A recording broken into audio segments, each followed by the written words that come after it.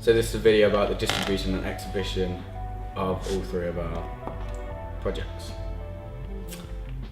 For our poster that we made, we're going to be looking to advertise that in magazines. There's a really niche design magazine called Elephant, which we're going to target. It's going to be the same audience. As it's a design magazine, everyone's going to be interested in our production. Newspaper-wise, we looked at The Guardian, and there's a What's On section where we might be able to feature our poster as like a little half of a A5 space at the bottom with a bit of text describing it for the intellects who want to read about it. We chose The Guardian because it's more of a liberal paper, still a broadsheet though, so it does target that intellectual audience, and more higher income bracket, looking to get used to some gratifications of like information as well as entertainment. For the radio, we looked at Time 106. This is quite a niche radio that is London-based. It also has a balance of sort of the young and old sort of audience, as well as both genders, which is what we were focusing on. Our previous radio station we looked at kind of was moving more towards a sort of male-dominated audience. So we feel that Time 106 sort of encapsulates sort of what we're looking for, and therefore would be a good radio station to advertise our production on. For our production itself, one of the places we're looking at exhibiting it is the Phoenix in Leicester. I think this will work well as part of a creative festival. The Phoenix itself puts on a lot of niche sort of festivals and content. Therefore it would work well in that sort of environment. Another area is Leicester TV, which is an online TV station which supports local and independent content. This will also link to the long tail theory, which is where regional and niche products can go to a wider audience.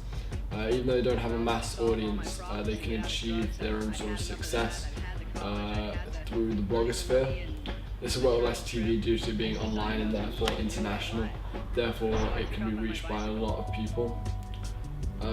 It's also kind of flipping the funnel because it becomes successful as this product can become successful due to the audience controlling its popularity and distribution, as it can be shared online on social media.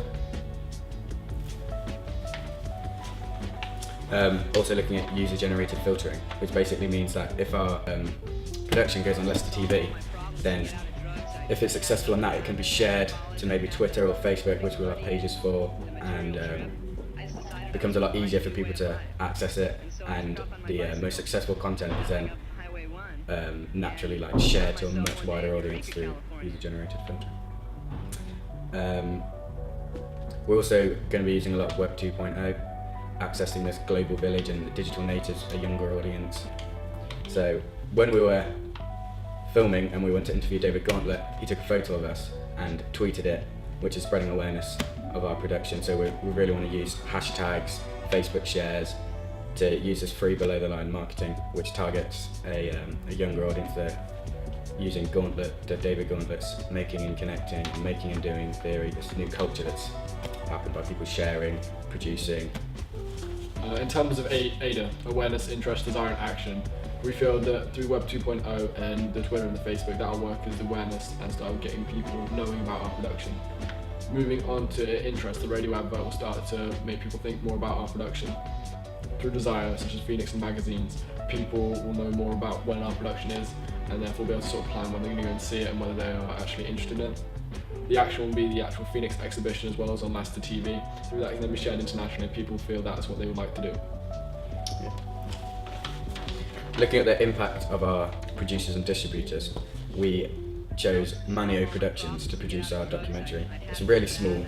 It's just one guy, basically, producing a lot of niche content. They did a documentary called Blackfish about whales in captivity. I'd had enough of that. I'd had the college. I'd had the earning the money and the material trip. I just decided I was going to find a new way of life, and so I took off on my bicycle. Well, just to solve solve all my problems, to get out of drugs. I'd had enough of that. It challenges a lot of mass market I had the content, earning the money and the material often trade. producing quite skeptical and postmodern content. Done a lot of documentaries for Discovery Channel, so I think at an intellectual point, our production fits in really well with Manu Productions. For a distributor, we looked at Magnolia Pictures. Again, it's still niche, targeting an intellectual audience. Yeah, Magnolia Pictures is a niche and it's quite niche still, and also focuses on intellectual audiences. This will work well in terms of our documentary being quite sophisticated to an extent, and our target audience being sort of like an A-B income bracket as well.